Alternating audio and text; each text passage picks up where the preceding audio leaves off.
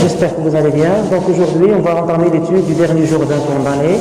Donc c'est le dernier module que vous avez déjà au niveau du programme. Donc comme vous le savez déjà, pour l'étude de n'importe quelle œuvre, donc la première étape, c'est bien sûr les travaux encadrés. Commençons d'abord par le commencement. Donc là, bien sûr, on a besoin de comprendre ou bien d'avoir une idée concernant le genre. Quel est le genre du dernier jour d'un condamné? Bien sûr, c'est un roman à thèse. Ça veut dire un roman à thèse. Premièrement, on parle d'une œuvre littéraire. Donc, à travers cette œuvre littéraire, l'auteur, il cherche bien sûr à défendre. Qu'est-ce qu'il cherche à défendre? Une cause. Ou bien, il cherche à défendre une thèse. Bien sûr, cette thèse, elle a une portée universelle. Ça veut dire une portée universelle, c'est-à-dire la peine de mort. Victor Hugo cherche à défendre la peine de mort qui a une portée universelle, c'est-à-dire qui touche toutes les sociétés du monde. Par exemple, la peine de mort était en France, par exemple en Amérique, en Asie, donc bien sûr au niveau de toutes les sociétés du monde. Donc bien sûr, Victor Hugo cherche à convaincre le lecteur, bien sûr, que la peine de mort doit être abolie. On parle de l'abolition de la peine de mort. Donc c'est ça l'objectif principal de Victor Hugo. Donc concernant le genre, un roman à thèse, parmi les moyens utilisés par Victor Hugo, on doit bien sûr souligner l'utilisation de la première personne du singulier, de je. Pourquoi, à votre avis? Donc pourquoi on a l'utilisation de je? Premièrement, c'est pour impliquer le lecteur. Et deuxièmement, mais bien sûr, l'utilisation de je, c'est automatiquement, on a une identité entre le narrateur et le personnage principal. Donc, le personnage principal, bien sûr, c'est le condamné à mort. Donc, bien sûr, on a l'utilisation de jeu, on est au niveau de la focalisation interne. Donc le but de cette focalisation, c'est bien sûr le lecteur va être plus proche du personnage principal, va être plus proche et bien sûr il va vivre avec lui les moments de souffrance et bien sûr tous les moments à l'intérieur de la prison. Donc ça, c'est d'une part. Donc le but principal d'un roman à thèse, c'est bien sûr de défendre une cause qui a une portée universelle. Donc parmi les moyens, on a l'utilisation de jeux où l'auteur cherche à impliquer le lecteur. Et aussi, on parle aussi de la focalisation interne où le lecteur va être plus proche du personnage principal. Et aussi, on a l'utilisation des registres littéraires. On va bien sûr trouver surtout le pathétique, où on a bien sûr le champ lexical de la souffrance et l'auteur cherche bien sûr à susciter la pitié et la compassion des lecteurs. C'est-à-dire, à travers ces écritures, on a bien sûr l'auteur cherche à susciter la pitié des lecteurs et de cette manière on va bien sûr partager les souffrances avec le personnage principal. Et on va trouver aussi le registre lyrique et bien sûr tragique puisqu'on parle déjà le dernier jour d'un condamné et quand je dis le dernier jour, bien sûr ce sont les derniers moments d'une vie, d'une personne, on parle bien sûr de la mort. Donc on est au niveau du registre tragique. Concernant la date de publication du dernier jour d'un condamné, on a bien sûr c'est 1829. Et bien sûr 1829, on est au niveau du 19e siècle. Donc ça, c'est ce qui concerne bien sûr le genre. Et autre information. Concernant bien sûr le personnage principal, donc concernant d'abord la structure de l'œuvre, on a 49 chapitres. Donc à partir du chapitre 1 jusqu'à le chapitre 21, le narrateur serait bien sûr au niveau de bicêtre. Donc le narrateur, c'est le condamné à mort, bien sûr à partir de toute l'œuvre, va bien sûr séjourner au niveau de 3 prisons. La première prison, c'est bicêtre. Donc à partir du chapitre 1 jusqu'à le chapitre 21, le narrateur serait à bicêtre. Après, il serait, bien sûr, sera transféré à la deuxième prison, c'est bien sûr la conciergerie. La conciergerie, et bien sûr dans ce cas, on a bien sûr à partir du chapitre 22 jusqu'à le chapitre 40-48. Et bien sûr la dernière prison serait bien sûr l'hôtel de ville. L'hôtel de ville, et bien sûr il va au niveau de cette prison, l'hôtel de ville, le narrateur va passer presque 1 heure, et bien sûr la dernière étape, c'est bien sûr, c'est la place de grève, c'est bien sûr la place où le condamné va être exécuté. On a bien sûr, ça veut dire exécuté, c'est-à-dire, donc bien sûr ça va être mort, en utilisant bien sûr la machine, c'est la guillotine.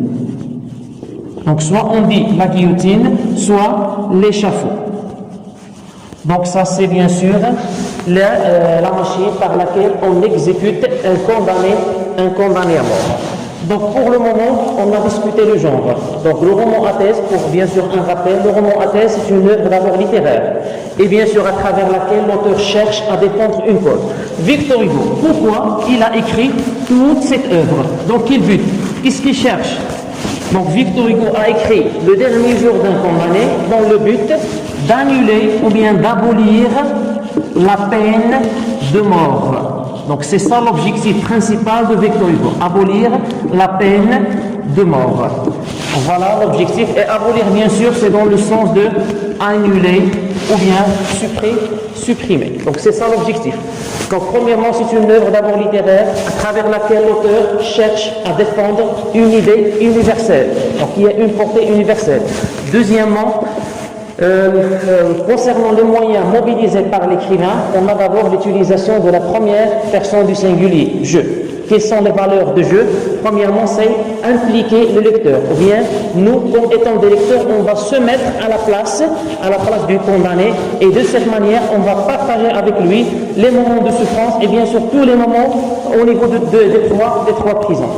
Autre chose, on a bien sûr l'utilisation des registres littéraires qui ont bien sûr un rôle important pour bien sûr pousser le lecteur à partager la même idée avec l'écrivain Victor Hugo. Donc ça, c'est d'une part. Maintenant, on va parler brièvement de l'écrivain Victor Hugo.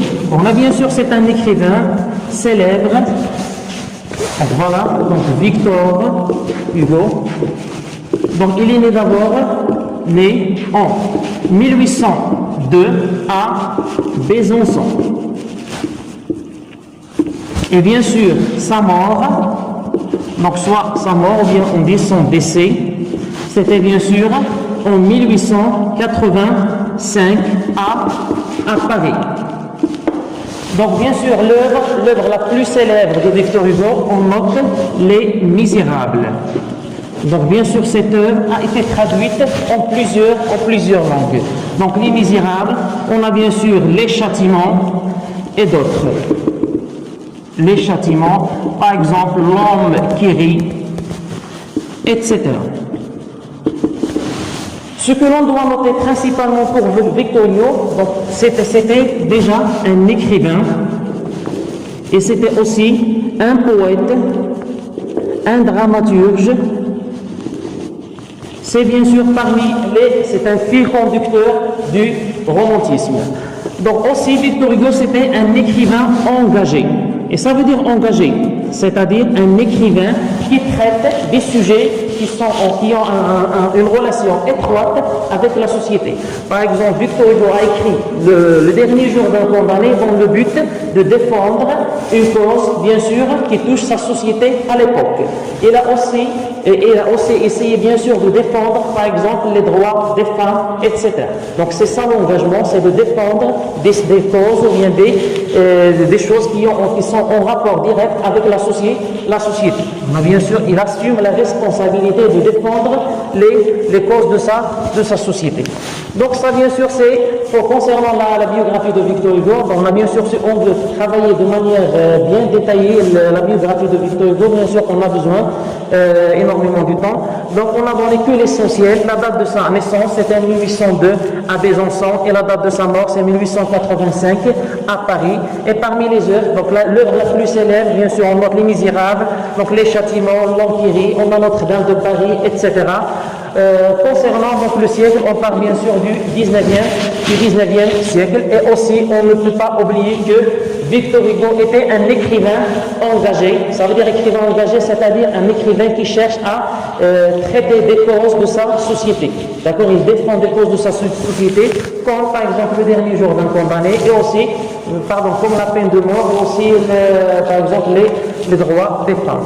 Et n'oublions pas que Victor Hugo, durant son enfance, il a déjà assisté à la condamnation à mort d'un criminel ou bien d'un condamné à mort. On a bien sûr cette scène été déjà marquante au niveau de la vie de Victor Hugo. Donc maintenant, il me reste à faire un bref rappel concernant bien sûr les personnages, puisqu'on a déjà parlé du genre, on a parlé de la biographie de Victor Hugo. Il me reste que bien sûr les personnages.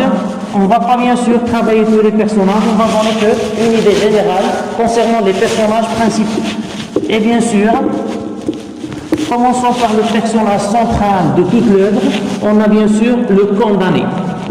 Donc le condamné, d'abord, c'est une personne, il est d'abord jeune, il est sain, éduqué, cultivé, et bien sûr, cette idée, il est cultivé, cela bien sûr va apparaître. Donc on va voir bien sûr les personnages principaux de toute l'œuvre. Commençons par le personnage central. Donc c'est bien sûr le condamné. Donc des informations, il est d'abord jeune, il est sain au niveau bien sûr de son portrait physique, et éduqué. En plus de ça, il est cultivé, c'est-à-dire, et ce n'est pas facile d'écrire toute une œuvre. On a besoin d'une personne cultivée qui a déjà une certaine richesse au niveau de sa culture.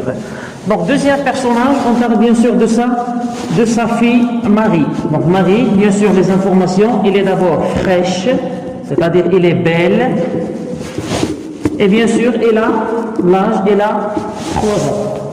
Troisième personnage, on va bien sûr parler de sa femme, et dernièrement bien sûr de sa mère, âgée de 64 ans.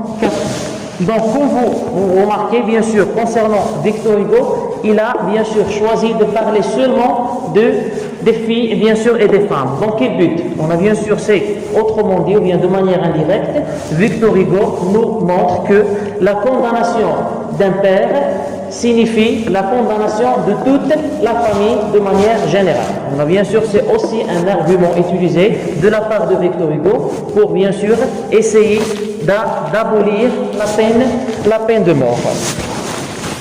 Alors, on va noter aussi la présence bien sûr, les juges.